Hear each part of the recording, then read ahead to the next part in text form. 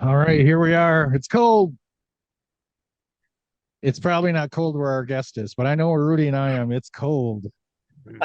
Uh, we are coming to you the week of Thanksgiving. Rudy's going to get a lot of recordings in this week because he opened up the floodgates and said he was available. We're going to do so much content this week. He's going to be sick of me. Uh, well, tonight, later on this episode, we have Paul Mentzer of the Belleville Stags from Missouri, the St. Louis area. But in the warm up tonight, we're going to say hi hey, let's say hi to me. I'm the barrel roller, your host. I'm a professional. My co host is. That's fine. This is Swap Box Prius. I just love that you just want to jump right into it. And honestly, I do as well because the warm up is particularly good tonight. So, Rudy, who do we got tonight? tonight, joining us all the way from the West Coast, we have David Blanchard. And David, thank you so much for being a part of our little podcast here. Barrel Roller, won't you elaborate the listeners on David Blanchard and how you came in contact with him and invited him to the podcast? Oh, easy. Gentleman, captain of the Fillmore Fun Guy in Minnesota, uh, Mr. Bamer, uh, contacted me and said, "You should have this guy on." And he sent me a link to the Field of Dreams report on Facebook. And I was like, well, yeah, no brainer. This is a subject matter every single person uh, that listens to this podcast is going to want to know what comes out of his mouth, especially with the future. Uh, so we're not going to start in the future. We're going to start in the past, present, work our way to the future. But let's welcome in to the show from the Field of Dreams report, David Blanchard. Hey guys, how you doing? Fantastic. We are good. Are you Good. currently in the city of Los Angeles? I am actually. I'm actually north. Well, I'm technically in the city limits, but yeah, I'm in LA, and What is the current it's temperature? a comfortable. What is it out today? It's like about 70 degrees right now. Oh my God. So yeah, yeah, that's chilly. That's chilly for a little bit for out here. It was a couple of nights where it was like 45 or 50 degrees, and I had the heat on. And I'm from upstate New York originally, and I was used to all of that. 3 years after I moved out of here, after I moved out to LA, my body acclimated to the new environment, and suddenly I felt cold at 50 degrees. I know that's I'm such a wimp now. It's okay. You've lost your edge, but it's okay. Right. Rudy, what's the current temperature in Columbus, Ohio? I think it's 43 and then dropping to 25. Oh, Ouch. I'm currently at Ouch. 32 degrees and it hurts emotionally more than physically. David, from what I've read on the Facebook page, you know everything about this site. How did you fall in love? You basically had to fall in love with the site to be doing what you're doing on this report. How did this happen? Well, in well for a number of years, probably for about 6 years, I knew in 2006 that the original diamond had been left behind. I'd heard for a while it had been the original diamond that was built by Universal for the movie had been left there, and 65,000 people a year from around the world were coming to visit. And in 2006, I think it was, Kevin Costner was there with his band, and they did this was it the Netflix Rolling Road show, and they were there performing. I'm like, oh my god, I have to go. So 6 years later, I ended up taking a trip there, and of course, when you get there, the minute you drive down the road and you go into the place, it was just like walking into the movie. It was so pristine and exactly like in the film. And frankly, that's Field of Dreams is one of my favorite movies of all time. So that was the catalyst, basically. Can I ask you what your relationship with baseball was up until this point? Um, well, that's the interesting thing is that I enjoy baseball. I've never been a huge baseball fan, but I do enjoy baseball. It's kind of more about the American pastime, going to a game and having a beer or a cola and a hot dog, and rooting for your teams and whatnot. I'm not. I'm not hardcore by any stretch. One of the things that us vintage baseball players talk about when we talk about our visit to Dyersville is the unexpected emotional pull that a movie filming location has on a person, because you're like very nostalgic about the movie, and if you love baseball you're like, oh, this is so cool and everything. But we do not expect to feel emotion when we're there, and it does. I mean, it weighs heavy on you, the emotion, and so that's Oh yeah. unexpected. Is that how you felt being a fan of the movie and showing up there? I did, yeah. I was playing the soundtrack. Excuse me, I was playing the soundtrack in the car on the way over from the hotel the very first time, and I was actually listening to what was the name of that final track? And it was the big climactic track for the movie, when dreams come true. I can't remember it exactly. That's terrible, and I can't remember the name of that track from the soundtrack. But I was listening to that. Makes me want to look it up, but I can't right now.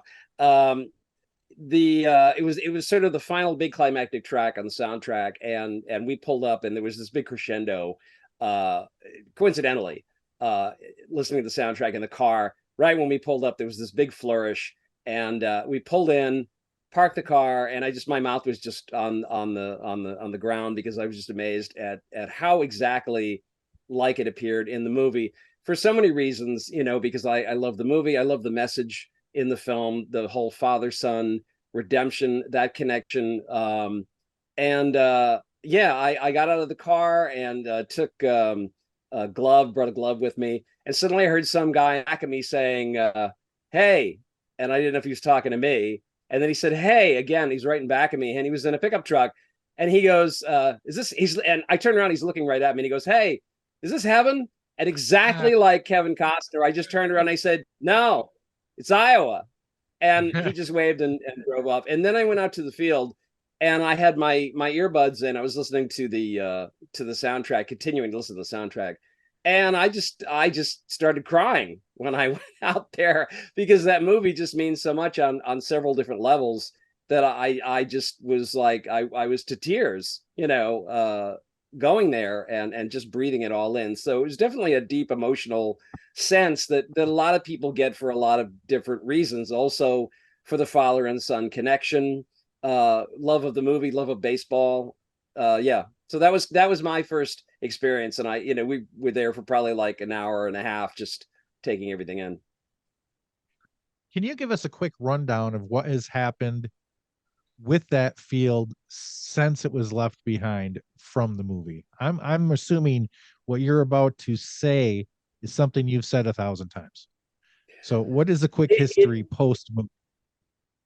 It is, and hopefully I think I've managed to pare it down, because I've had people tell me, even people I meet that are new, like, well, what is that about? And I'm like, let me think for a minute, because I've got to pare it down to like a couple of sentences, as opposed to, because there's so many details. Excuse me. Essentially, what happened was the Don and Becky Lansing, they owned the farm for it's been in the Lansing family for a long time. And they decided that they wanted to sell the farm. They wanted to retire, and they put it out there for $5 million. This was in 2010, 2011. They put the farm up for $5 million.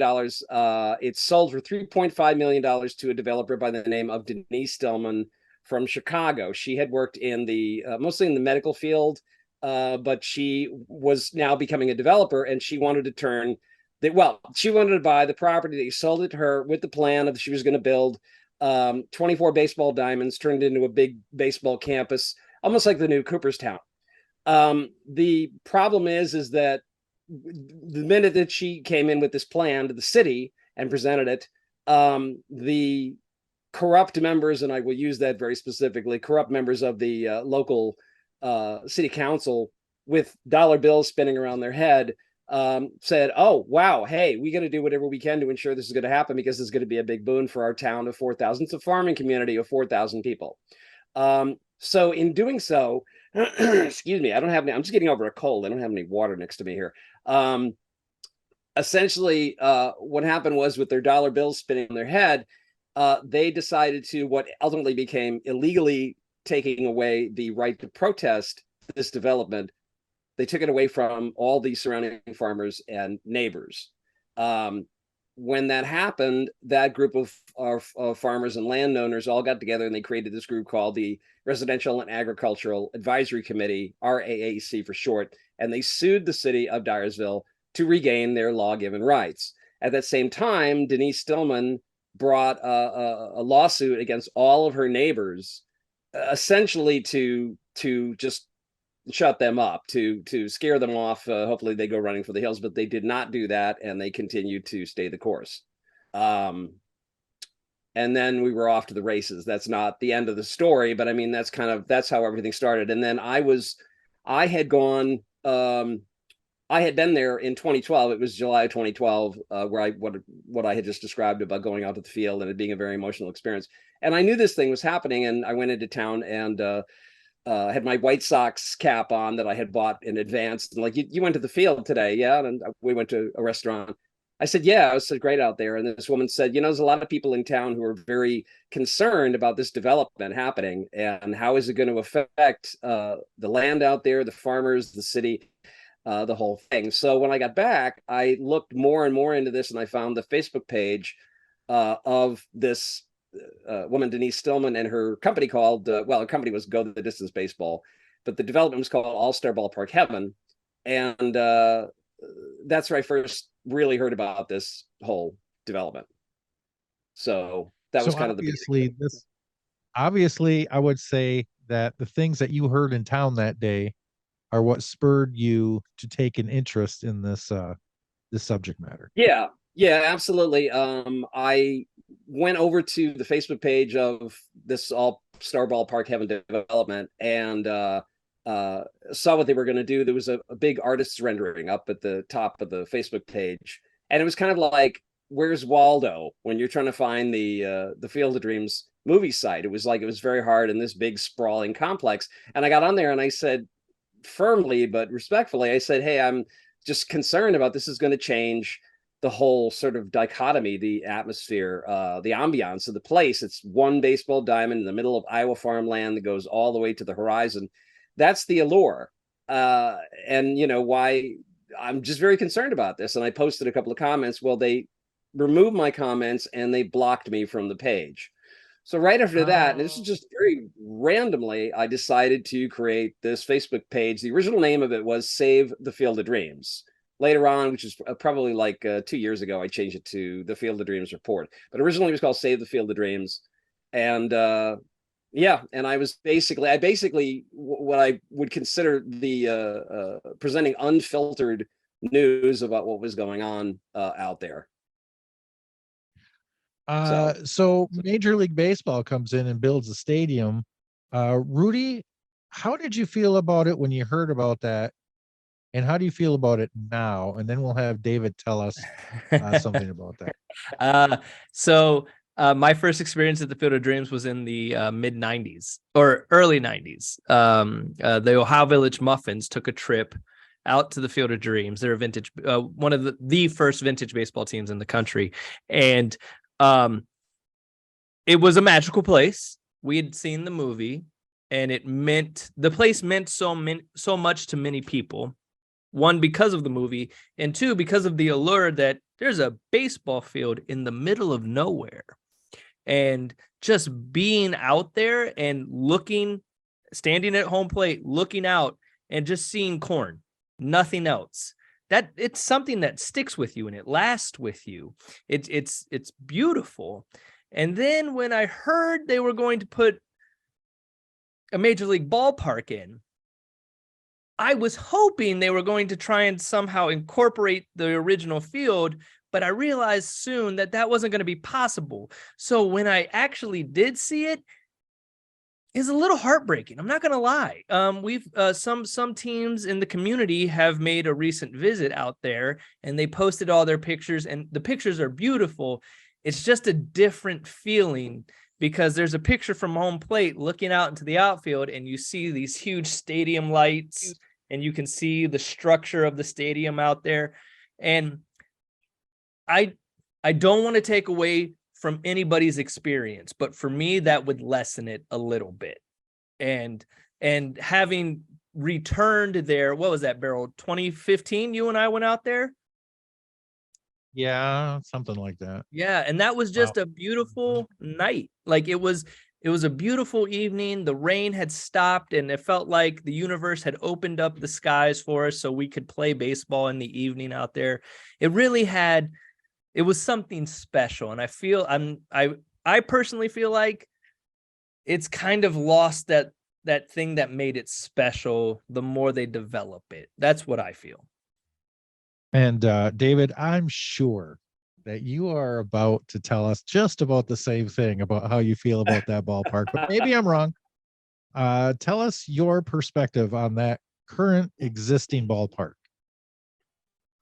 Well, I think, this was something that was all kind of a surprise without going into too much of backstory, because it was 2019, suddenly the news and social media exploded that, oh, they're going to build a temporary ballpark about 100 yards or something like that from the original diamond. And, after a number of years of the back and forth, because I had been, adminning this page and I don't want to say solely spearheading this cause, which was basically pushing the concept of, hey, this is a very pristine place. Why do we have to essentially, pave over parking? What is it?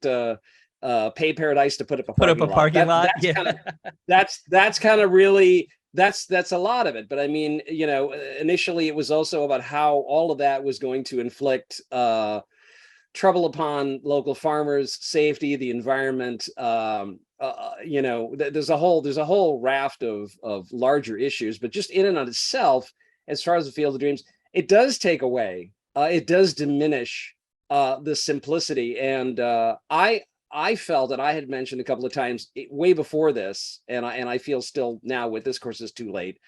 And obviously there's a quick answer right after it that the people who want to build this would say, is why couldn't they take all of this and build it in a different part of town and have shuttle tours, bus tours saying, okay, now we're going to go to the Field of Dreams, where you go and take a bus and you're deep in the farmland and whoa, there's the Field of Dreams, and it just appears out of the corner. You step out and you're like, wow, I really am in heaven.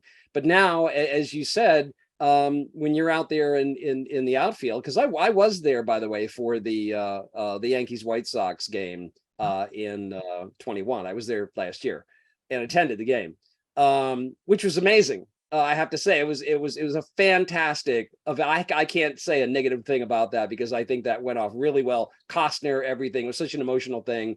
So I can't put that down. They did a fantastic job with it, but it does come back around to, it's too bad that they couldn't have had that somewhere in town at a different location. And then you take the bus over and here is the pristine, but certainly they would say, yeah, but you don't have the marketing carrot of Field of Dreams being within sight. They want to have it. So look over there. Oh, wow. But it is taking away. And they continuously talk about the new owners, which of course one of them is Hall of Famer Frank Thomas. They keep saying that whatever we do, it's not going to change the look and the feel of the Field of Dreams. And it's like, you've already done that. That's a false statement. Please stop saying that, because you've already taken away, you already diminished. So what's my opinion of this? I think all of this is fantastic, just not right there. If it were somewhere else and there was a connection, so I'm not putting down this business venture. It's just the location of it. Yeah. Honestly, it makes sense. Let's be honest,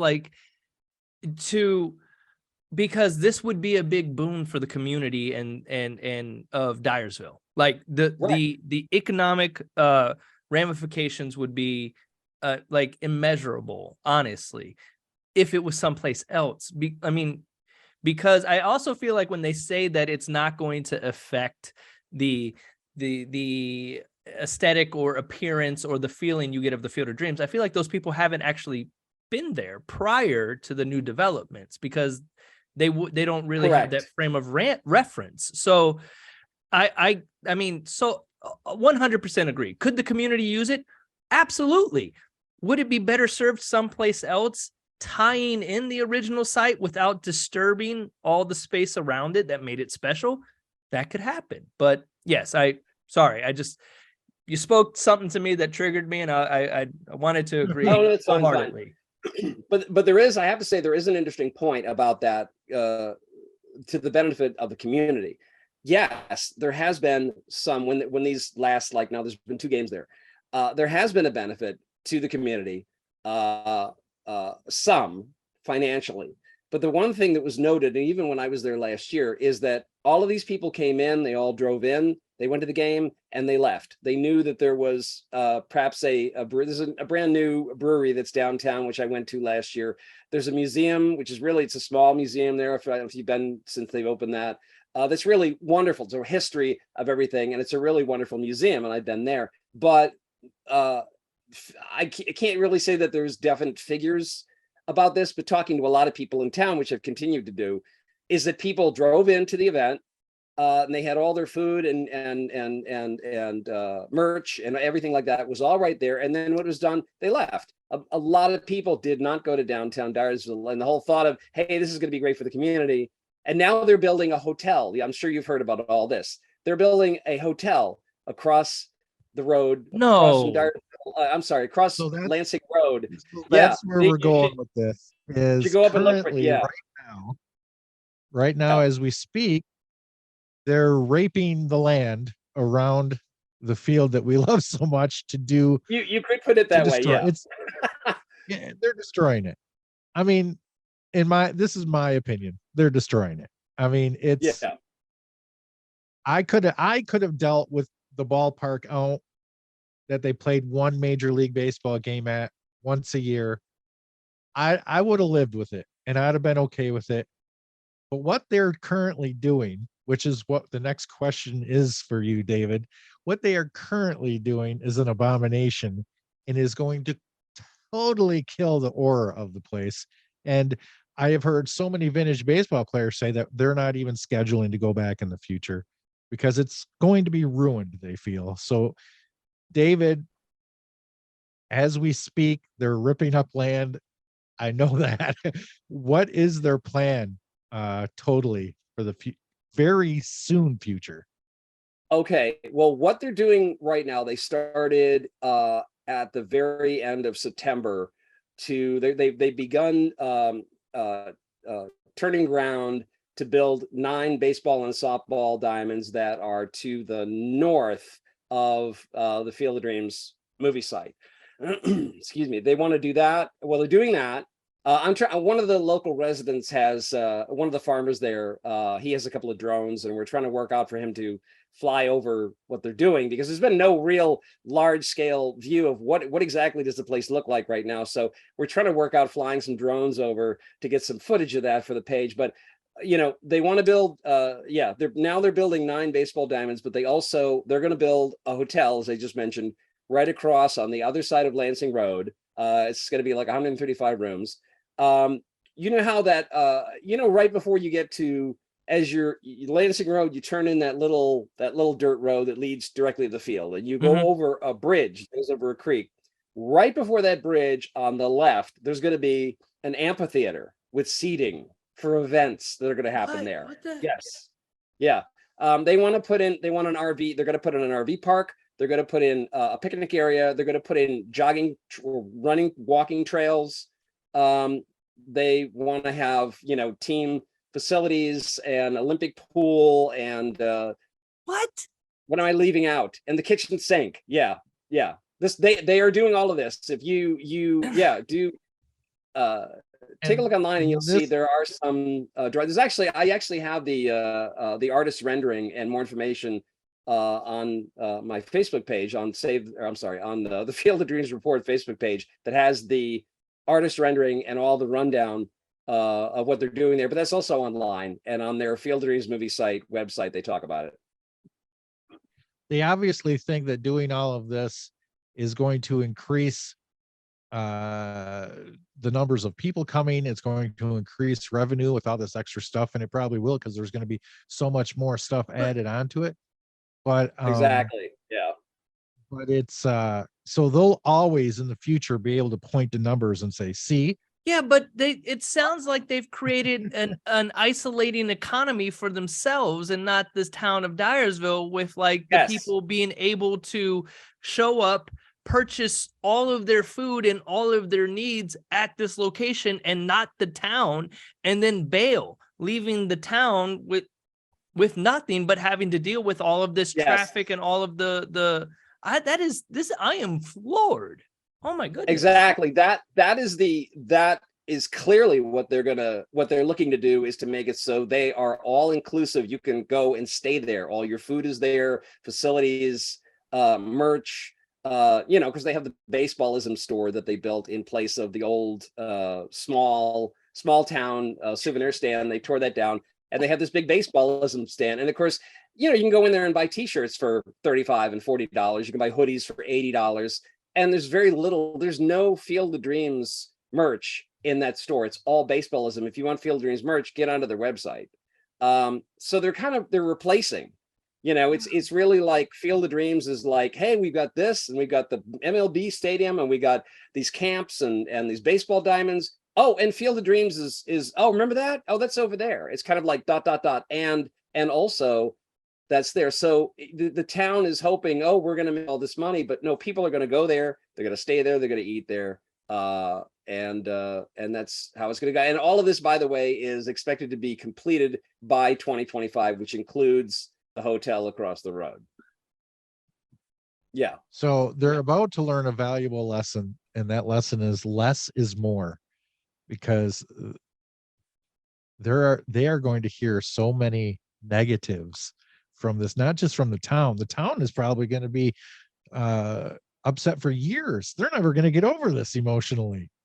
Well, they didn't get over. They didn't get over what happened the last time when the developer Denise Stillman, who previously owned it, when she sued all of her neighbors, and like that became one of the biggest controversies in Iowa history. No. That her and the neighbors against one another, and the city council and everything, and that all just became a big huge conflagration. It turned the town upside down with divisiveness, and there's a lot of people that are now going in town that are now saying, oh my god, here we go again, only it's going to be worse. What's happening now is the last thing I'll say. What's happening now is this whole MLB thing and the expansion and whatnot. This is making the previous plan that started in 2011 look like some little second-rate kitty carnival show that comes into town for two nights by comparison. Goodness. Could you, like, the neighbors, the neighboring individuals from the original site, like, those are operating farms that like support the livelihood of those people that own that land, correct? Correct. That's correct. Yes. Yeah. They're farmers. There's that's a farming community, a lot of farmers, landowners, and if I may, the previous one of the previous issues is that the Denise Stillman, when she had purchased the land originally and came in, she was telling in part, she was saying to farmers and local landowners, okay, here's a list of things you can't do during the summer when our tournaments, because this is all for youth teams to come in and play, and it continues to be the case. That, hey, you can't do manure hauling, and you can't do aerial spraying, and the aerial spray companies would go to the farmers and say, we can't do this because there could be lawsuits because these kids could get sick. So this is, people might say, well, that's minor, but these are the people who feed us, these farmers, and they could have, their businesses could have potentially been damaged. And now there is a concern, again, by the farmers of what's going to happen as far as, again, the environment, safety. They have slow-moving farm vehicles out there, particularly during harvest season, which has been now, but I mean, just in general, where there's people from out of town. And I've heard this numerous times where there could have been accidents because people are honking their horn, they want to go around the farm equipment and they hit somebody, or maybe the farmer or whatever. I mean, there's a lot of little things in this, but if anybody says anything, because I hear people saying, the whole town, I mean, the people who are now the owners and the staff there are like, oh, the whole town is behind this. I talk to people in town. I have numerous people that I talk to on a regular basis, and the whole town is, there's some who love the idea, and there's some who think this is horrible. So it really is, it's a mixed bag. And so just for our community out there, everybody listening, like they can get updates on this situation and find out what's really happening. If like an easy one is to go to the Facebook page, the Field of Dreams report. Is that correct? Correct. On Facebook. Yeah. Yeah. Okay. That's I'm posting on there regularly with updates. I have there's a couple of new posts, a couple of articles recently that I found from a couple of months ago that talk about how COVID relief money was turned around and that came into Dyersville, came into the community and Iowa, were turned around and used to help make all of this happen. And these are sort of government watchdog groups that are saying, first of all, that's wrong. And second, I mean, they are getting funding from Iowa government, the government's governor's office and so forth. But there's COVID relief money that went into pushing this through, and those same government watchdog groups and people connected with them are saying, and by the way, it doesn't look like this. What is it? What's the word? That's good. I'm freezing on that. It's kind of almost a regular thing that any facility of this type, 9 times out of 10 doesn't make it. There are people out there that have done studies and have said, look, this thing is happening in Dyersville, and this is not likely to survive. And actually, I agree with them. They're going to come in and try and get what they can. It's way out in the middle of Iowa farmland, but they apparently are trying to make it so everybody can come there and be all inclusive with the amenities. So, wow, yeah. All right, David. Yeah. Thank you so much for joining us. There are so many people listening as we're not live. This is being released later tonight, but so many people are going to be, upset because not everybody knows this information, and there's going to be some hurt feelings, unfortunately, around the holiday season for the vintage baseball community. Yeah. But thank you so much for coming on and sharing your knowledge. Yeah. I anticipate absolutely vintage ballists coming on and liking your page and staying up to date with all of your information. I did read that article that you're referring to. So we thank you so much for coming on the show. Yeah. And make sure you absolutely. have a happy Thanksgiving. I encourage everybody to get out there and follow the page and stay up to date. And David, thank you so much for all the work you're doing. We really appreciate it because it's a really special site to many people. So thank you. Absolutely. And thank you for having me on the show. I really appreciate it and kind of getting the word out there and chatting with you guys about all this. Great. All right. Absolutely. Well, David, you have a fantastic night, and we will definitely be checking back in with you just to get updates and stuff. So thank you so much. Absolutely. My pleasure. Hey, you have a good night. All right. You too. Thanks. All right. That put me in a bad mood. Not because. Sorry. I was muted because I'm so angry. I need a palate cleanser.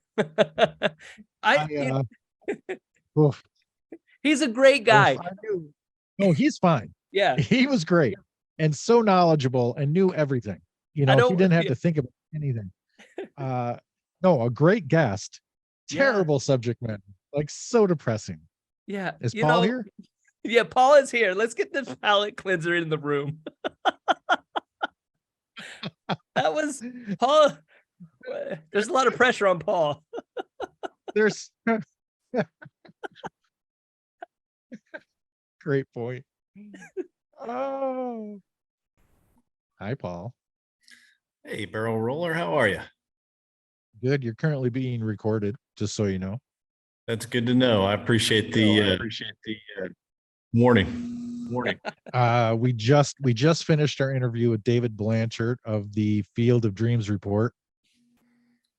Rudy, Paul came in here with no mustache. What the hell is going on here? Yeah, I heard that we were interviewing a mustache. I was going to interview his mustache. I had questions for that mustache.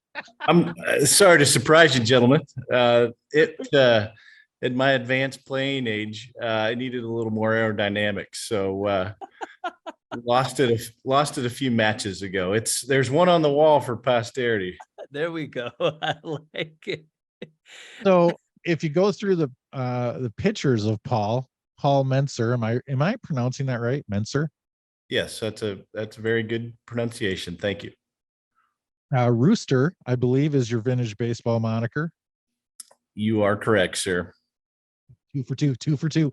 A member of the Belleville Stags Vintage Baseball Club. Is that correct? Indeed, it is. Batting 1,000. No, I'm stopping. No more questions. If you go on Paul's Facebook page, and I believe we have 182 same friends. You go through his pictures and you will see why I was going to interview his mustache. It's glorious.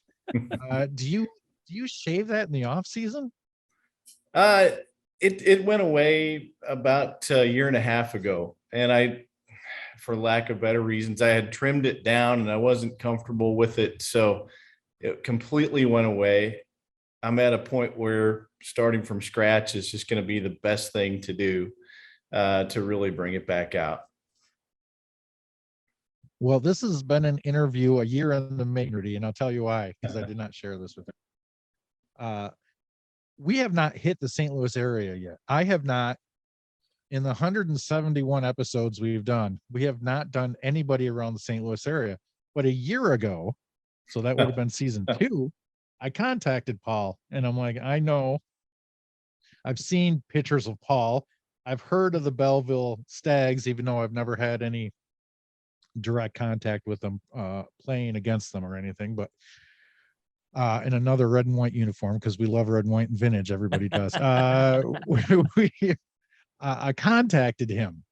We went through the very beginning process of setting up an interview, and then there's no messages. So a couple of weeks ago, I'm like, you know what? We haven't hit the St. Louis area ever. I should get a hold of Paul. Like, I didn't remember I had that idea already. So I go in to message Paul and I see all my messages to Paul a year ago. I'm like, I've already done this. And I totally let him down. So here we are a year later, Paul. Yeah, you didn't let me down, barrel roller. I was just playing hard to get. That's all it is. That's right. That's right. We got a lot more listeners now, so it worked out for you. It works out for everybody. You know, back then you were dealing with having people in the hundreds listen to you, and now we get to say things like thousands. That's globally. People are going to hear this. That's amazing. Congratulations on building up your listener network, and thank you for teeing off a discussion about the St. Louis area with me. This is a neat place to live. I've lived in Iowa. I've lived in Texas before, but been back here for 19 years, and it's where I call home.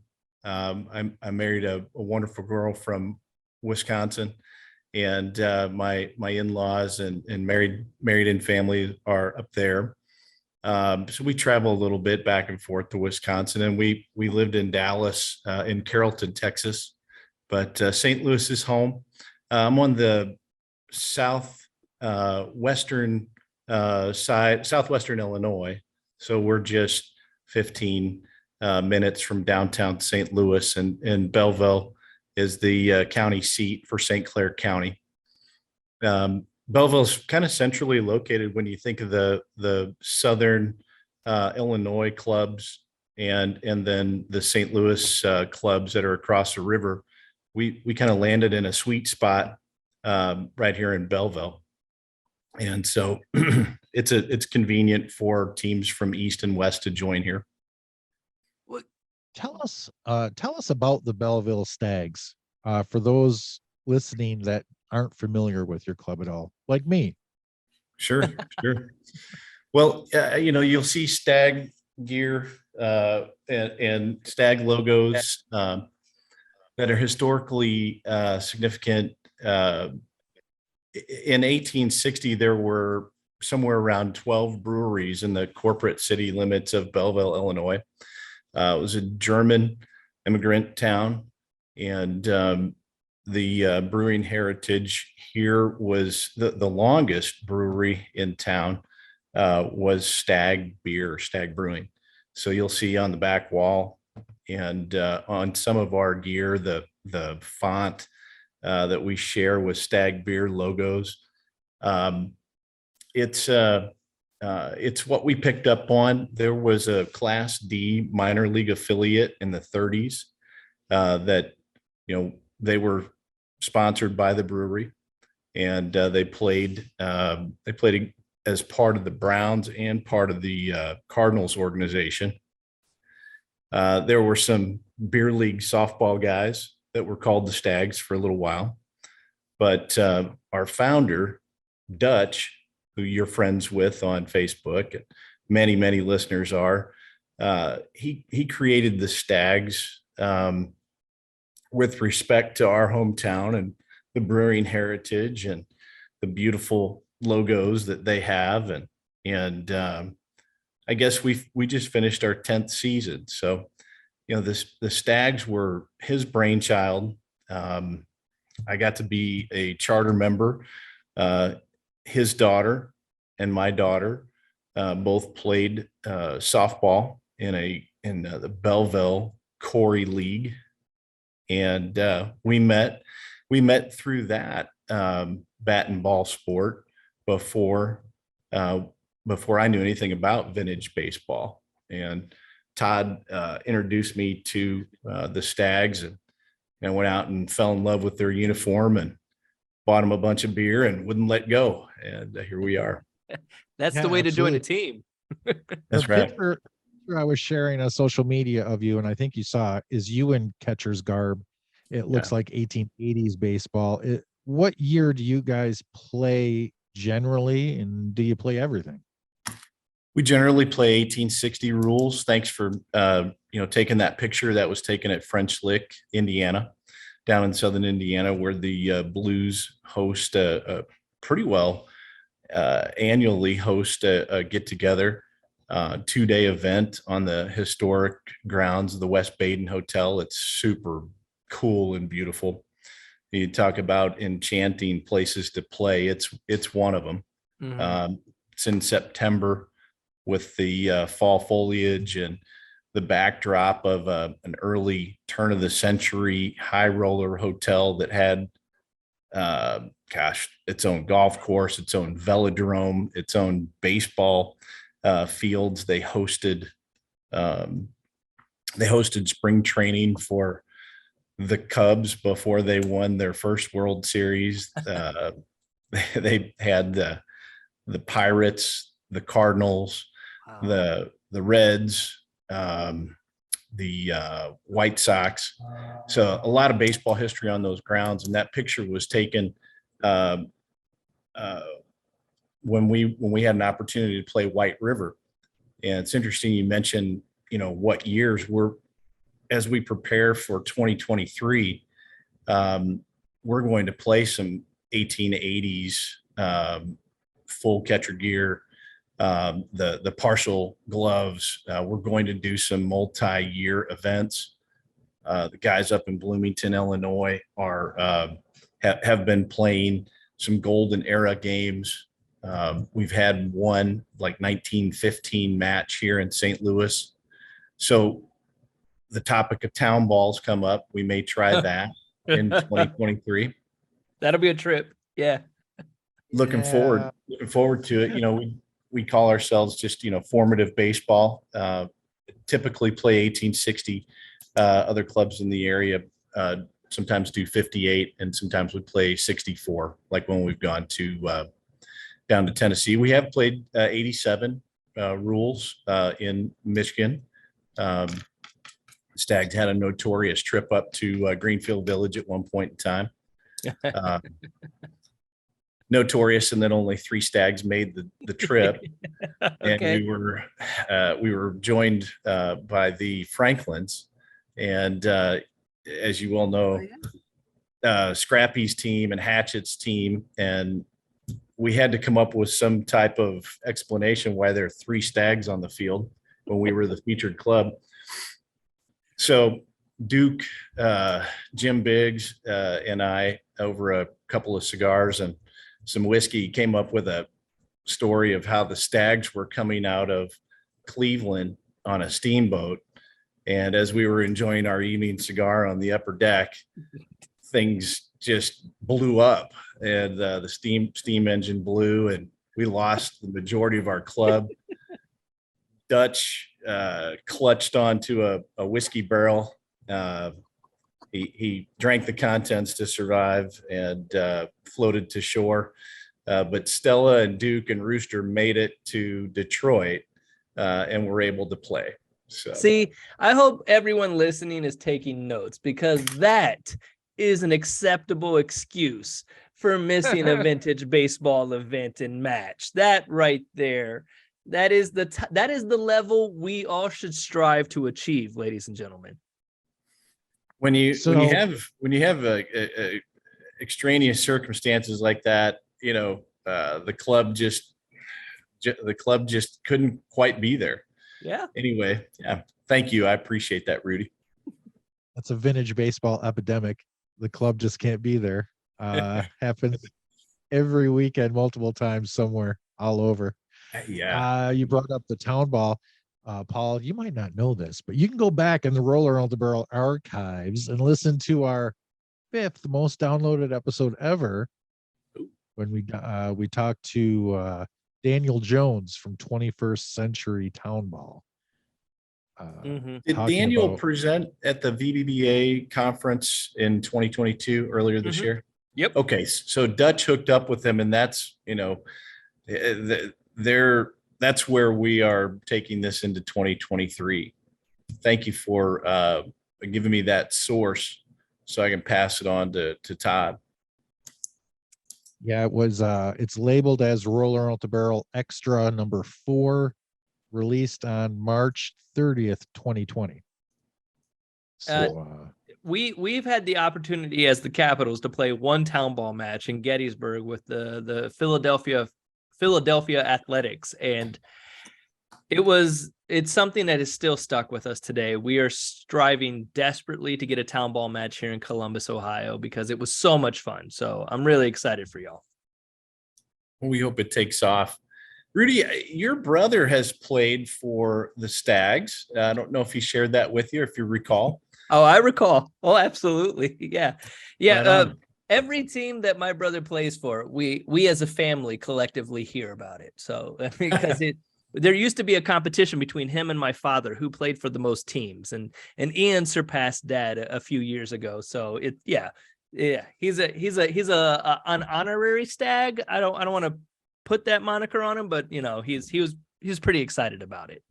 He had a chance to play in Lafayette Square Park, which is just an absolutely beautiful park in South St. Louis City. And you can't get enough of the history surrounding that particular park. The 1860 buildings, many of which are fully restored. The Civil War era cannons. I think there's a statue of General Benton. It's a beautiful venue to play at in St. Louis. Ian, more like an honorary member of the Capitals. He never listens. That's a good joke. He'll never get that. he plays the same amount of games for just about 7 teams during the season. What did you say? Let me ask you this. If he went into the Hall of Fame, what hat would he wear? Well, let's just take the Capitals. Take the Capitals and muffins out of it. Rudy, if you took the Capitals and muffins out of the equation, what hat would Ian Frias wear into the Hall of Fame? Something blank, right? I would say it would probably be like a Minnesota, because he's always playing for Minnesota at the Ohio Cup. So it's got to be like a Minnesota club. Hey, I've been there. I've been a part of the Minnesota Union. Corky Gaskill had Dutch and Mule and myself suit up and play for them at Ohio.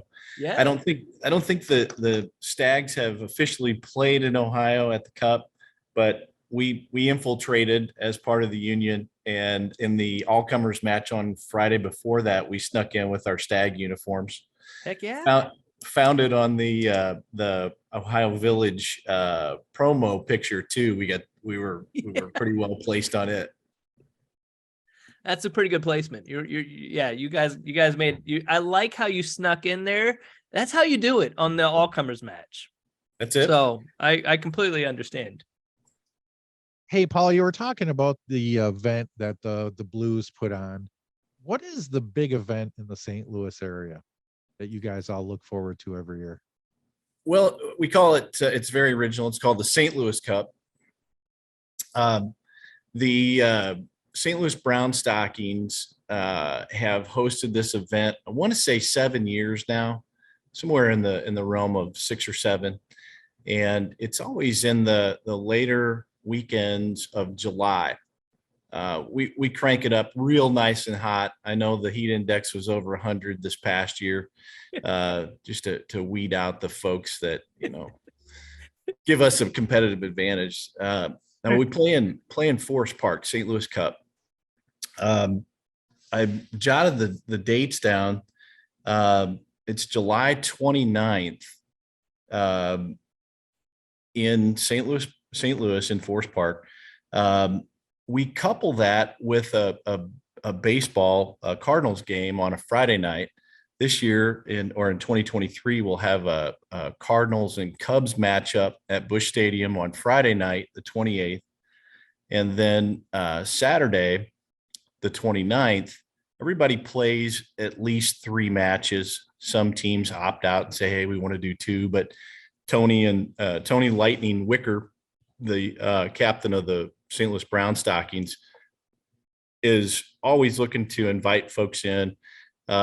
We've had Tennessee, Boston, Wisconsin have all made appearances there that I can think of off the top of my head. But and then what's special to the Stags on that weekend, because we just can't get enough baseball, on Sunday, any team that say is traveling east, that would be going back home, like the Tennessee guys, I think they were the Highlanders at one point in time, but Black Bottom 9 came in and played because they were going to skedaddle east Sunday morning. We always play a 9-round match and put out refreshments for everybody before they go home. And that's at Moose Meadow. The Stag, when you talk about the history of the Stags, it would be horrible of me not to mention the Belleville Swansea Moose Lodge 1221. They have some nice property right off of Highway 159 in Swansea, Illinois, which is where several of us live. And they have an open field, which at one point in time it hosted baseball and softball matches. So it's got a backstop. It may not be the most historically accurate, but it is a nice open field. And with that, many of us joined the Moose Lodge when we started up the Stags, and they've given us a place not only to hang our hat, but literally provide outdoor restrooms and refreshments in the social quarters. And if we have a team or a couple of teams coming in, they'll cook us up some pork steaks and or cold cut sandwiches if it's extremely hot. So the Stags spend their home matches or play their home matches at Moose Meadow in Swansea. And so when you talk about the St. Louis Cup, we always grab onto a team or a couple of teams. We have the ability to play 2 fields simultaneously there. So we can invite. Yeah. I mean, I just pulled it up on Google Earth, and like both locations that you mentioned, the Forest Park and Moose Park right here in Swansea, these are amazing locations for vintage baseball. And like, because like, when you're putting together an event as with, you're going to invite multiple teams, you want to make sure there's going to be ample parking for people. And then you want to make sure that you have enough room to put fields in these things. Oh my goodness. Like in Columbus, Ohio, a location like that would be soccer fields immediately, and then I would just be angry because I could never use them. So good on y'all. Bitter Well- party of one. We got mad at some little league football guys that would leave trash and garbage all over our Moose Meadow, beloved meadow. But yeah, we're right off the Metrolink, which is a light rail system that runs from Scott Air Force Base to the east, all the way out to Lambert Field in St. Louis to the west. So if you come into town and you want to ride the most economical way of getting around town, you can do that. We've got parking, restrooms, kitchen facilities. Yeah, we can host 4 clubs and play 2 matches simultaneously at Moose Meadow. And as far as Forest Park, it's an amazing, the 1904 World's Fair was held there. The Muni Outdoor Opera is there. Tony sets up, and as the local St. Louis clubs, each one takes responsibility for a field. He has at least 3, if not 4 fields running simultaneously throughout the day. And he hosts 15 clubs in one day. So it's no small event. And as you guys know, logistically, you've got to have all hands on deck. They feed everyone. He makes sure that the teams are rotated, so you're not playing, 2 clubs that would play each other normally at home. He'll try and mix that up. The parking and fields are always in very good condition over at Forest Park. So talk to Tony Lightning Wicker. He is a VBBA trustee, I believe, and he's the captain of the St. Louis Brown Stockings. If you're interested to come to the St. Louis Cup, end of July, looks like the 28th, 29th, and then 30th. Here in St. Louis. Yeah, we're always looking for places because we started last year and started to do play-by-play with some color. And then we also, at the very end, played around with adding video and then putting that audio on top of the video. And we're really going to play with throwing up a lot of vintage baseball facts and stuff on our video presentation. So everybody can go to our YouTube page. And I think we do have our first match that we kind of just messed around with it. We got Rudy on the pitching stripe with, we're talking to him because he had an earpiece in. Yeah, so we did some in-game commentary. It was really great. So we're going to mess around a lot with that. So since I retired from active play, I'm always looking for where I'm going to go. And right now, my schedule only has the Sulphur Dell Cup on it for sure.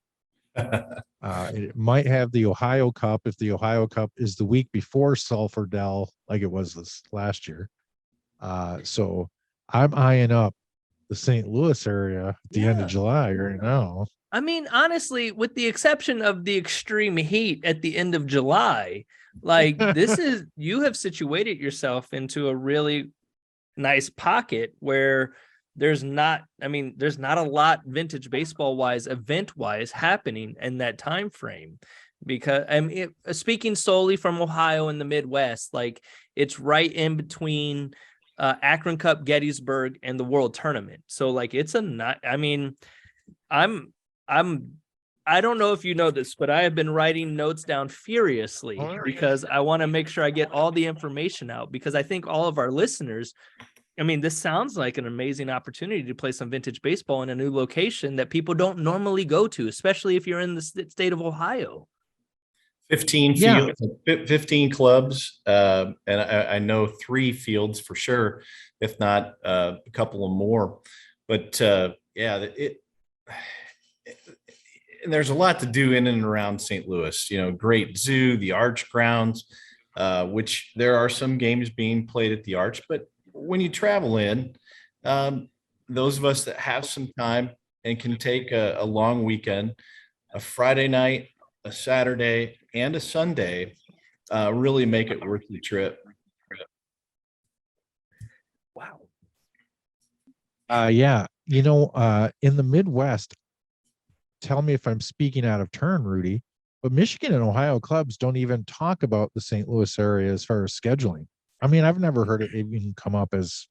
It has been a regret of my my managerial career that I have yet to make it out there. I've been in talks with the Indy Blues and we've played many clubs from St. Louis, but we've never made the trip. And yeah, you're correct, Barrel Roller. It is something that is severely lacking between the two states. Travel out west, because usually Midwest clubs, when they go that far, they just go straight to the Field of Dreams, which we've already talked about. But like, there's a lot of vintage baseball happening on the way. So this is, I don't know if Paul signed on to be the ambassador for this episode, but I'm so glad that you are getting the opportunity to enlighten the community about what is happening. I'm happy to talk about it. It's been a lot of fun hosting clubs in from out of town. Everybody can see teams that exist, digitally on Facebook. You can hear a broadcast. You can maybe get over to the Ohio Cup, but to come and see historically significant park and meet people and have an opportunity to interact at Busch Stadium at a ball game, a major league ball game. Everybody loves to go, right? Cubs Cardinals this year. Typically it's been Cardinals and Reds. But have a beer on Friday night with the guys from Boston in Busch Stadium, then meet them in St. Louis in Forest Park the next morning, play a match. Actually, it was in the afternoon. We finished the day playing the Boston club. And then the next day hosted Menominee, the Blue Caps at Moose Meadow, along with the Tennessee Hog and Hominy 9, who were playing the St. Charles Explorers. And you get a chance in that course of a weekend to get to know guys that you may not have an opportunity to talk to them while you play, or they've got to pack up and go if you're at another venue. This long weekend gives you that chance to get to know somebody and form some lasting friendships. Absolutely. I mean, and that's what it's all about. Let's be honest. That's why we do what we do. We spend our summers traveling across, the country to do. That's exactly the reason right there. You hit the nail on the head. So you have the opportunity to meet and play with the Lafayette Square Cyclone. Chris Dugan, or Bookworm, is their captain. We've also had in the St. Louis area the Unions, the Perfectos, the Explorers. Those are all St. Louis area entities. There's been some contraction. The Explorers and the Perfectos joined this past season, and also on the Illinois side, the Long Nine and out of Springfield, and also the the Rock Springs Ground Squirrels. Rock Springs Ground Squirrels. I haven't heard that name in years. Absolutely, yes. The oldest club in Illinois. They're out of Decatur and have some wonderful players there. April and Come On Mama and Zuni Prozum are their husband and wife captains. They're always willing to come down and join in a match if just to play for fun. In the St. Louis area, we also do something that's unique. Is what we call a season opening and a season closing all-comers match that's known as the goodwill match. And I had to get some counsel on this going into 10 or 10 seasons ago or 12 years ago. Do I need to bring some old cleats and make a donation? What are we talking about here, Dutch? And he's like, no, we're spreading goodwill. Hey, man, let's dust off the spikes. Good to see you. Let's open up the season early, and let's finish it out. Same thinking. And we've got that kind of tradition here in St. Louis where you meet and it's an all comers. You get 2 or 3 teams.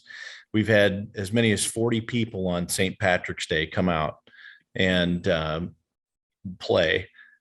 Sometimes we've got a team in the field, a team at the dish, and a team on the coolers. But it seems to work out. Everybody has fun.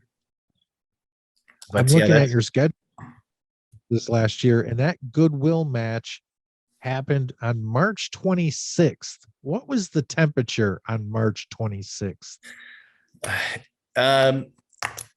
It was at that stage of coming out of the winter season. If it's 40 degrees, we think it's tropical, so no matter if it takes a hand warmer or if scoops around, you probably have a bottle of Jameson that gets passed around. But I remember there was one of the Detroit early risers who was in town who came down and played in our goodwill match. Daniel Lazat is his name, and I can't forget his nickname. But even if it's cold, if it's sunny, if it's not snowing, we're still going to get out there and wrap it around. Yeah, that's definitely one of those times, Barrel Roller, where you want to be the club that starts in the coolers. Rudy, they ended their season on November 5th. Shut the front door. Unions. How was the temperature that day, Paul? Hey, that was a nice day. We were in the 50s. Unseasonably warm for we always sneak one in November just to say we can, for the same reason you put it out there. You guys play in November? Yeah, we do. Are you listening out there, Midwest clubs? Did you hear what he just said? Clubs schedule May to September, and then you'll get some that will play a little longer into October a little bit, but no one's doing this. I can't get guys to show up for matches in October when it's like 70 degrees and sunny. But you can't get people to show up in July, Rudy. Hey, you know what? That's another episode. All right, Barrel Roller.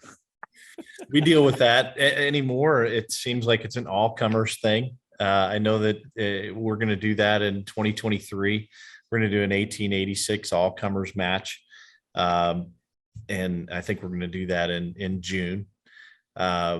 In St. Louis, we don't have a strong league or anything like that. We have a loose club network. And Tony Lightning from the Brown Stockings has a great meeting facility at his workplace. So just this past weekend, members from the St. Louis clubs and Southern Illinois clubs got together and had their scheduling meeting. So Dutch emailed it to me earlier today and rattled off a few. They're going to play underneath the arch at the underneath the Gateway Arch May 7th, I believe. The French Lick outing is scheduled for September 16th and 17th. We're going to do a trip out to Colorado this season, and that'll be an all-comers thing from around the St. Louis area. One of our beloved inaugural members, Michael Garrett, he's just a great guy and outstanding behind. Mule moved out to Cripple Creek a few years ago and joined forces with some of the Colorado clubs. We also had a gent from Colorado come here and play on the Union's Cannibal. I I don't know about you guys, but sometimes I don't even know whose people's legal names are, you know. You just refer to him by the nickname. Yeah, absolutely. Yeah. So Cannibal is a veteran player's son. And anyway, we're going out there in June to play at altitude and see how that goes. There may even be an opportunity to play the Westerns from Topeka in Lawrence, Kansas. University of Illinois football plays the Kansas Jayhawks in Lawrence at Booth Memorial Stadium next season. And there are 3 or 4 of us who have children that attend those schools. My daughter's a Jayhawk. But if we can coordinate enough stags and or friends to go west to Lawrence, you know, I would hope that we'd be able to put together a match with the Westerns. This is what it's become, you know, when we travel, make contact with a vintage baseball friend in town. Next thing you know, you're going to a show or you're having a beer at the best pizza joint in town. That's just how it goes anymore. Yeah. That's how it should. Yeah. That's I how it agree. should go. Yes. Indeed. You've been very diplomatic and propping up the St. Louis area. In fact, if Tony Wicker gave you $5 for every time that you've brought him up tonight, you'd be able to buy him dinner with that money. But we've got about 20 minutes left, and we haven't gotten into you. I was about to say the same thing. All about Yeah. St. Louis and everything. It is time to learn about you. But before we do, one question: Cardinals and Cubs. Every time the Cubs come to town, no matter how bad they are, is that a sellout because of the rivalry? Say it again. Is it what? Is it always a sellout because of how big the rivalry is? Most definitely. Yeah. Cubs fans travel well. I mean, they like to come south. It's not so windy and cold, but yeah, that rivalry packs Busch Stadium like no other. It's great to have the Cubs in town. It's fun to go up to Wrigley and watch games. Love it when the VBBA had the opportunity to take some people there. Remember sitting in the same row as Freight Train, gentleman who passed away not too long ago from Minnesota clubs. But yeah, the Cubs Cardinal rivalry is always competitive. A lot of smack talk going on for sure. Sure. All right, let's get into it. Paul, your very, very first memories of the game of baseball. Ooh, great question. Listening to KMOX, that would be the Cardinals flagship broadcast station, with my father in our backyard. I was probably 4 years old. So obviously your father is a baseball fan. You are you playing in neighborhood games in your early years? Yeah, the most when I was a kid, I was able to live close to a park. It was literally in my backyard. I could see what is now Pete Schumacher Field in Trenton, Illinois. I could see it from my bedroom window. So going to the ballpark was literally stepping out of into my backyard. I'd take a bat and a ball, and I would hit pop flies to myself in the VFW field that was adjacent to Pete Schumacher Field. And so, but you asked about pickup games. Yeah, if we had 3 guys, if we could play an Indian ball match, if we had to have somebody's sister stand in and play, yeah, let's just play ball. I've never heard the expression Indian ball match. What is an Indian ball match? I want to say it's when you have 5 or 7 players and you you're going to test my recall. I'm going to draw a blank here. All of it. We want every bit of it. I wish I could give you more detail on that, but and we bring it up here all the time, that you cannot go out in your neighborhood and get 17 other guys to get together to play a proper game of baseball. It's just never going to happen. So you get how many kids you can get, and then you adjust the rules accordingly, just so you can play some sort of version of baseball. So we're talking ghost runners, we're talking you can't hit it to right field, and all of those kind of rules. Did you have a funky rule that was uncommon? no, I mean, that process, it was exactly what I meant when I said Indian ball. We'd have 5 or 7 guys. You couldn't take it to left, couldn't take it to right. You had to hit it somewhere up the middle, because there was only one guy on the infield, one guy in the outfield, ghost runners all the time. Sounds like that's where he had the sister standing, was up the middle, and everybody was just trying to hit the sister. It sounds like that's what's going on without you saying it. It may have happened that way, but again, my memory eludes me. Yeah. We had some little league teams there, played all throughout grade school, middle school, got into high school sports, played for Westland, junior and senior high, and really I didn't put enough into it. I probably had more to play, more gas left in the tank to play at a college level, but I didn't. And I played a little junior legion, American Legion, and a very little bit of what we called county league baseball. I don't recall what the age requirements were, but there were some older gents that played. We had a guy who threw in the Frontier League that was an excellent pitcher and had some higher skill levels there. But for me, as a high school senior, I think I played the summer after that, and then just walked away. Never really fell in love with softball.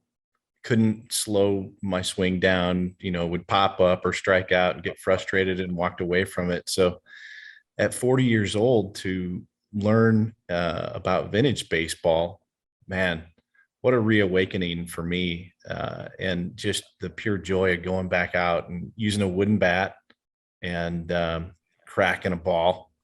That I was sold, not only with the Stags, but just to get to play ball again. Yeah, talk about that. Talk about how vintage baseball came into your life. You already, we've gone through it, and then you said at 40 years old, vintage baseball comes into your life. What was that day, that moment like? Who was it, and who's responsible? Yeah, I mentioned it earlier, but it never gets old to talk about. My daughter Lily was signed up for Corey League softball here in Belleville, and the manager of the club was Todd Eschman, and he and I got to know each other, along with Brent Kohlenberger, stir fry on our club. His daughter played, and Jeff Hill, Crash of the Stags. So there were 4 Stag dads on that 9U Belleville Corey League softball club. And there were like 16 girls, and we were having to break these skill sessions down, and I felt compelled to lend a hand. I was going into it. My daughter's 9 years old, and I want to be an influence in her playing ball. And how can I help? I went out and got a bow net, which you can't see it on the screen, but it's still set up over here in the corner of my office, and with a tee and some balls and some bats. Heck yeah. We broke them down into groups, and they're throwing into one side of the net and hitting into the other side of the net. And we're trying to give our daughters a good softball experience. And lo and behold, we go undefeated. Dutch is pulling out the mustache over here. He's got one too, and we're corralling up the summoning the power of the stash.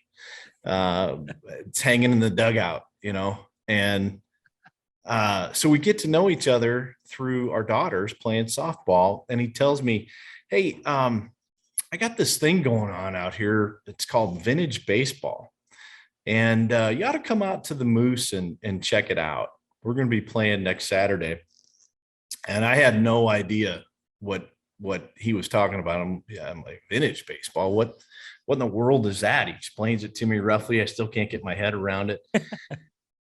And go out, and he comes walking around what we now call the Stag Shack in full 1860 uniform.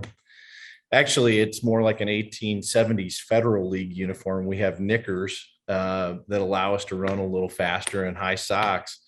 But, this is their first season. They're probably 2 or 3 events into the season, and the uniform's clean and pristine. And I'm like, hang on, man. I love the sport, and you've seen me help train, throw batting practice to the girls. We're playing. Where is this coming from? And he's like, yeah, sorry, I had all my buddies lined up. We've got a full 9 or 10 or 12 guys. Well, I didn't have to snuff any players out to get a uniform, nothing that drastic, but there was a guy that played 1 or 2 matches and didn't show back up. So he's like, hey, you should check this out.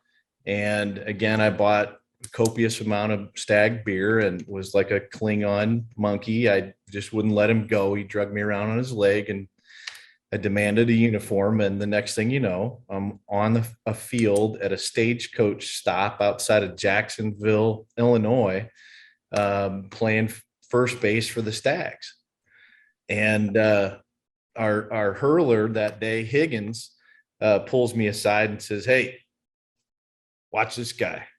I said, well, yeah, I'm watching him. He goes, no, watch this guy. He hits fair fouls. I'm like, what is a fair foul? And sure enough, Cool Breeze,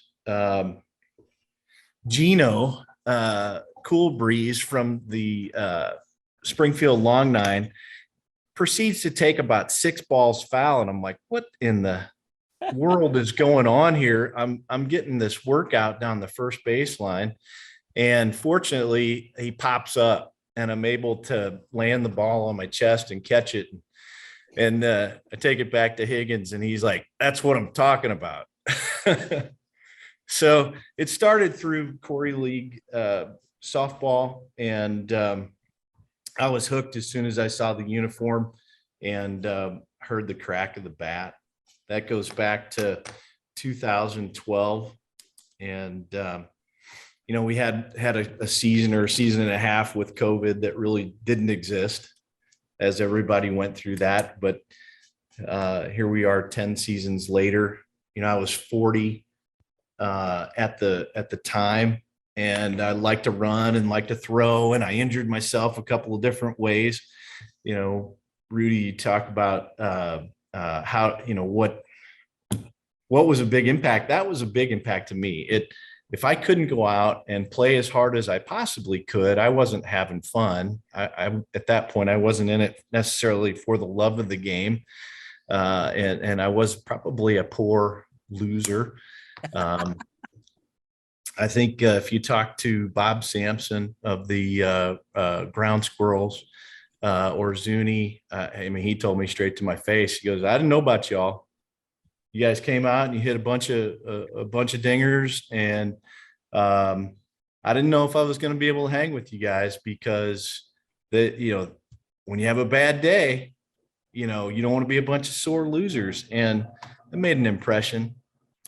The injury piece of it forced me to get back to the gym. I'd kind of fallen into middle age complacency. Was a weekend warrior. You go out and suffer a tear or a strain, and next thing you know, you're hurting all week and you can't really play well the next weekend. So I had a friend who was he wasn't into vintage baseball, but he was ready to get back into the gym. And so, at 41, 42, really got back into working out. So it was, it was a good impetus for me to focus on physical fitness, to be able to train and play and stay limber. I'd had back surgery in 2007, and I needed to get back in the gym. But this was a good motivator for that. And then probably the bigger topic there is to learn how to lose gracefully and always have a good time. I remember playing the Deep River Grinders, and you couldn't tell if those guys were winning or losing. They were always having a good time. And that's what's important for us as the Stags. We want to cut up. We want to, host and have a good time. One of our longstanding rules is if we host, we always want to feed a club. So if you come to Swansea and you come to the Moose Lodge, you're going to be welcomed into the social quarters there, and we'll have an opportunity to at least burn a pizza, or have a pork steak or some bratwurst or some hamburgers and hot dogs. But I'll die on a hill before we fail to be a good host. Wow. It's a long way. Way from the original question. Sorry. No, that is the perfect answer. Yes. We feel like the after-match ritual of a meal and actually talking to the other club, which you don't do generally, is just as important as the match, unless it's a tournament. Sure. But yeah. I'm glad to hear you say that, because there are some other clubs that, they show up, they lace up, they play, they take the shoes off, and they're gone. And it's like, who is that guy? Where are those people? And we've had guys join our club because their club just didn't prioritize that to their liking. Those guys got a big softball match to get back to. So that's what that is. Hey, you brought up Bob Sampson. We actually will be interviewing Bob Sampson next season in March or April, because he has a book coming out. So that was a name. But Paul, gosh, yeah. Droopy Drawers and his infamous stink ball. You'll have to ask him about that. The ground squirrels are lovable rodents. We always like to say the battle of the rodents when the ground squirrels play the voles, the Vermilion County Voles from Danville. Two great clubs to really learn from. And we've talked to, over the years, a lot to Bob and to Jim Weedeater, the captain, and I think Pepper is now their captain, but Weedeater was for a long time their captain. Those two clubs are the 1 and 2 oldest clubs in Illinois, I believe, and great group of guys. I'm glad you're going to interview Bob next year. His book will be sourced like no other. That guy for years sat in front of his green monster and went through microfilm, and I'm sure his book will be outstanding. Paul, you've named just about every Belleville Stag player tonight, and if you don't name everybody, you're going to get some hurt feelings. So I want you to list off the entire roster off the top of your head. No looking. I don't know what you're looking at. Stop looking. We've developed a 3 strikes and you're in policy. Not all of the guys that I know have made it, but there's about 38 guys on our email list, and so we have Bean and Beans. Well, that's confusing at all. Yeah, not confusing at all. Please tell me they play shortstop and second base. Wouldn't that be cool? Bean is generally an outfield scout, and Beans, he'll play any of the corners. Beans Heim, what a guy! Probably considered the godfather of vintage baseball in the St. Louis area. Fortunately, he lives in Highland, Illinois, and was able to join the Stags 2 or 3 seasons ago. and is just a wealth of information. But I'll go alphabetically for my own benefit. We've got Buffalo. And while I mentioned Buffalo, he brings his own herd of boys. We've now have a father and 3 sons, so the multi-generation effect is here. Buffalo has Knuckles, Gardner, and Horsepower. His 3 sons that play. I mentioned Stir Fry. We have Scrap Iron and Stella, the flying Marzinkowski brothers. They are inaugural. Scrap Iron is an inaugural member. His brother Stella came a little later, but let's see. We have Monk, who's traditionally one of our hurlers. We have Higgins, who's also one of our hurlers. I would be remiss to say, not to say Duke. Duke is what we call a perfecto defecto. He came from the perfectos, and his real vintage name is the Earl of Dookie, but it seems to have been abbreviated over the seasons to Duke. That's Jim Biggs. Let's see. We've got Jackie Joe Britches. We have Pebbles. We have Tex. We have Doc. I mentioned Crash earlier. We have Squints. Goodness, I mentioned Mule, but if you ever hear an ee-aw out on a field, it's one of those things that'll catch you by surprise. Why in the world am I hearing an ee-aw? It's because you've just been muled, typically on a foul tick put out behind the plate. And I wish I could look. I should pull out one of our old souvenir guides, and we at one time had a souvenir handout that had a centerfold of our cards, our baseball cards, our cigarette cards. They were long and slender. And at one point in time, we did pack them with press-on mustaches. You'll see those over the years.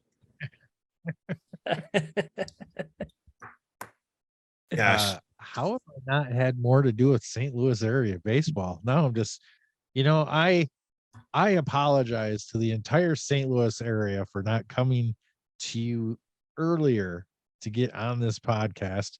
I can't even blame Rudy, because Rudy's only been here for half a season. So yeah, my fault.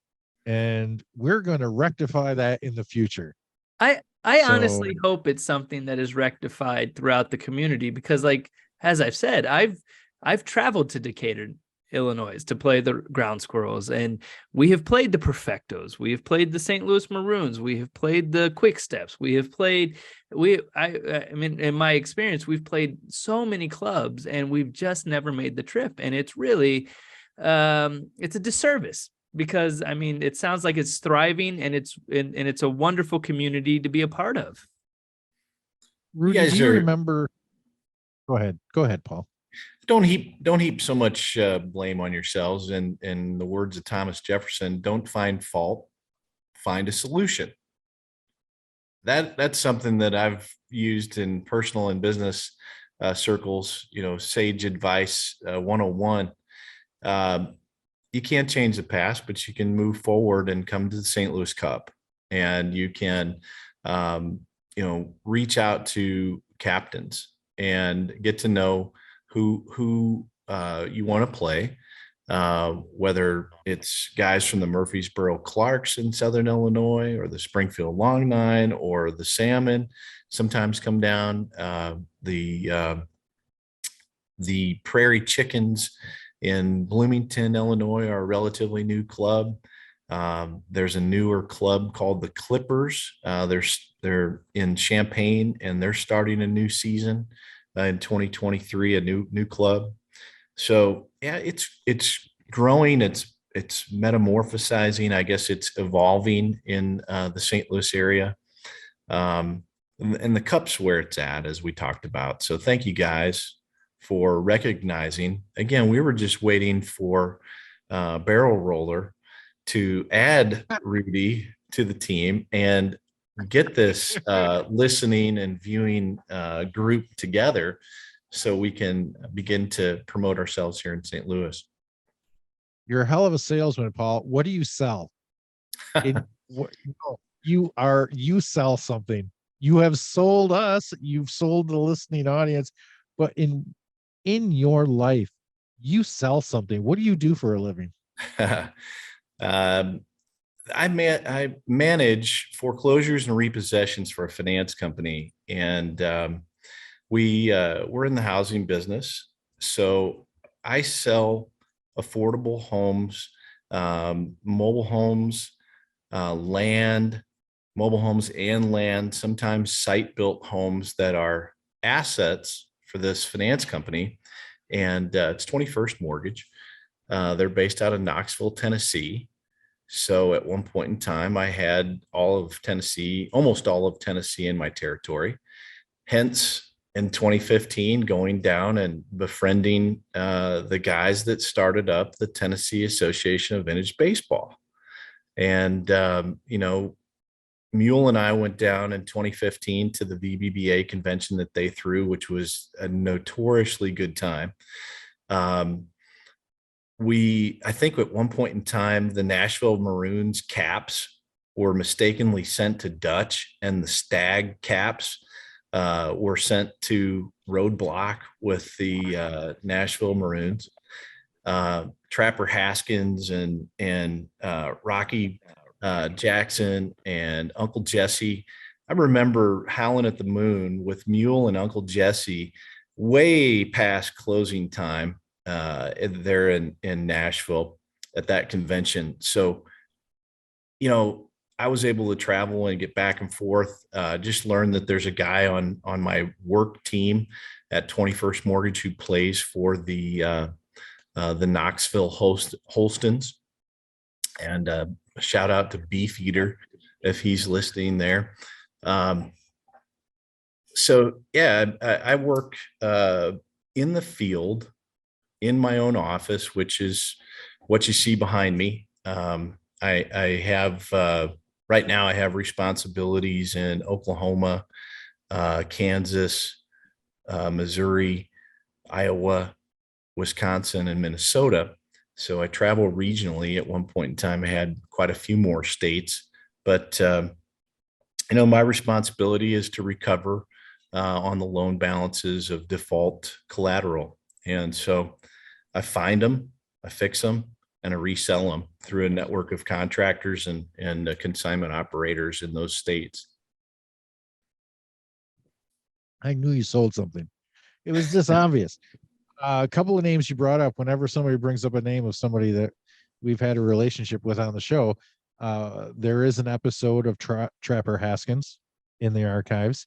There, you did not say his name, but there is an episode with Brad Hughes, the captain of the Maroons. Cool. And we have Rocky Jackson coming up, either the end of this season, which is coming up quick, or the beginning of season 4. So a lot of familiar names there. Hey, sure. Paul, we're gonna get you out of here, let you get back to your family. But before you go, we're gonna give you the old pepper. And because I know you listen to thousands of episodes, you know exactly what this is. No, you don't. We're gonna ask you quick questions with quick answers. And it's a fan favorite. They love this segment. You coming at me overhand or underhand, a vintage pitch or modern? Oh, Looks like we're coming underhand. Yeah, it's gonna be a quick. Underhand. It's gonna be a quick vintage pitch. Sweet. Not accurate though. I'm not asking you where you want it, but it's coming. High or low? First question. That's not a quick question, but I had to ask it. I just saw it in my notes. You and the other fathers that were having your daughters on the same softball team 10 years ago. How is there not a Belleville women's team? That's a great question. We would love to have a female team. I will say this, though. my daughter, Lily, did dress and play as a stag this past season. Her nickname was Dot. So that has an origin back to 2015. My wife Stacy hand stitched a Rockford Peaches uniform for Lily, and she was Dottie in her junior high parade and as a Halloween costume. She wore that a second time with the Stags that year. And she was a bat girl for us. And one of the reasons why I come back at you on this. One of the reasons why is our girls played high school softball, and we didn't want them to injure their hands. So it was to preserve their ability to play at the level that they're playing in. So Lily is attending the University of Kansas, and she played this past season. Her boyfriend Gardner, she and Gardner both dressed and played over in Francis Park in St. Louis. So it may be on the horizon. We have had other ladies dress and play rocks at one point in time, and then we had a father, mother, and son dress. That would be Scooter, and his wife and son did all three dress and play. I think that was in Decatur.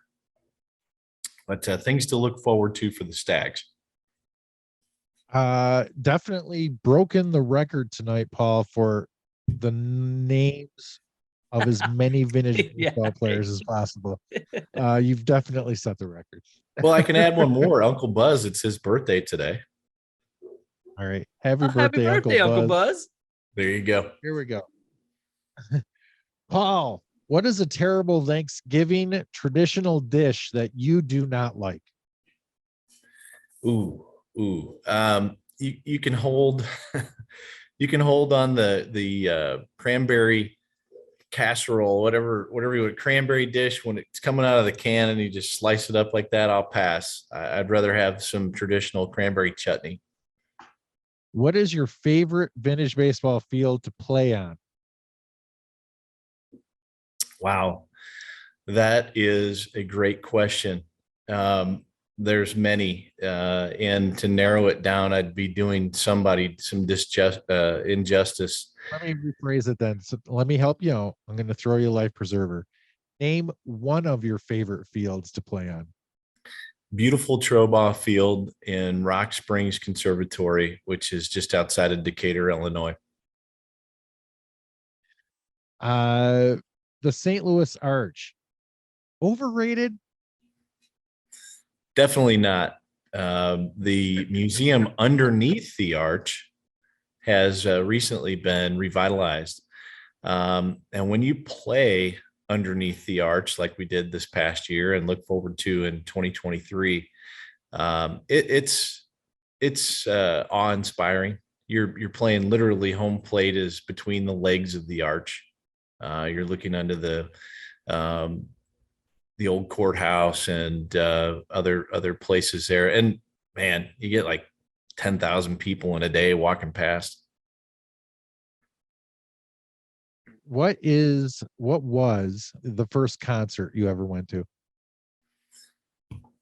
Well, there were probably others, but the Boston played at the old Checker Dome in St. Louis. That would have been my first memorable rock concert. What is your favorite club to play against? One of them. Yeah, thank you.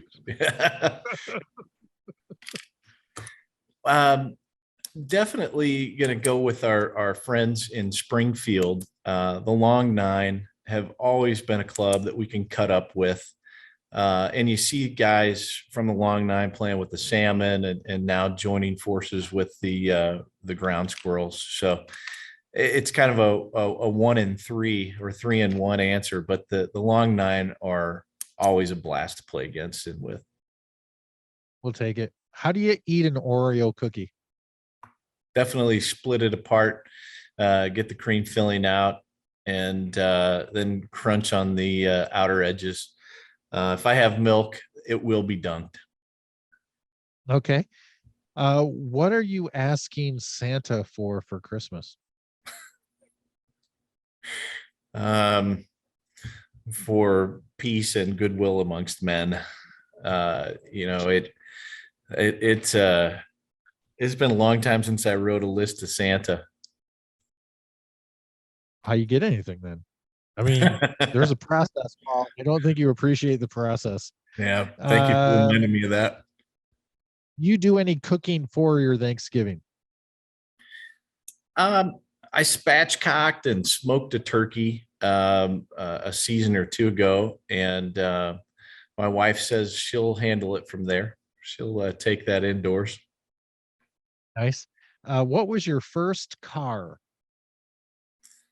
Oh, well, it's right below me here in the Roost. It's a 1972 Oldsmobile Cutlass Supreme convertible. Nice. What is your favorite sandwich? If I'm in a rush, it's going to be a number 10 Hunters Club at Jimmy John's. Okay. What is the best place? You cannot answer Jimmy John's to this question. Final question. What is the best place for a ball player to eat in Belleville? The Beast Craft Barbecue. Yes. It just sounds like a place you have to go and eat at. Yeah, I was going to ask about barbecue, but yeah. Well, there are many places in St. Louis to enjoy good barbecue. The Beast actually has a location across the river now, but David Sandusky is the owner's name. And he was a pit master and learned from the pit master at Pappy's, which is downtown St. Louis. Great place. If you're in downtown St. Louis, check it out. They sell out quick though, so go early. But if you're in Belleville, no place better for barbecue over here than the Beast. And that's going to do it. We made it. Hey, Paul, thank you so much for joining the show. I'm sorry it fell through a year ago, but I'm sorry, not sorry, because this worked out much better than it would have. And I really appreciate you coming on. Rudy. Yeah, honestly, Paul, you didn't know this heading into this interview while you were in the waiting room, but Barrel Roller and I had got a kick in the gut during the warm-up, and there was a lot of pressure on you for this interview, and I just got to say, you lifted my spirits, you restored my faith in humanity. Yes. And the community of vintage baseball. It was just a pleasure to talk to you. Thank you so much. I'm sorry you got a kick in the gut, guys, but hey, it's a pleasure being on the show. Keep doing what you're doing. Please come to St. Louis and let's take it to the next step. I love it. I love it. When you listen back to this episode, you're going to hear why we got kicked in the gut, because there's a short interview before your interview with a gentleman very aware of the situation at the Field of Dreams site. And we talk about all the negativity around that in the future, and it's not bright. So that's the kick in the And gut. honestly, you lifted our spirits. You were amazing. Thank you so much. You know what? I'll get us out of here. For the Barrel Roller, I'm the Swamp Fox. And I just want to say, keep it station to station, and we'll see you out in the field.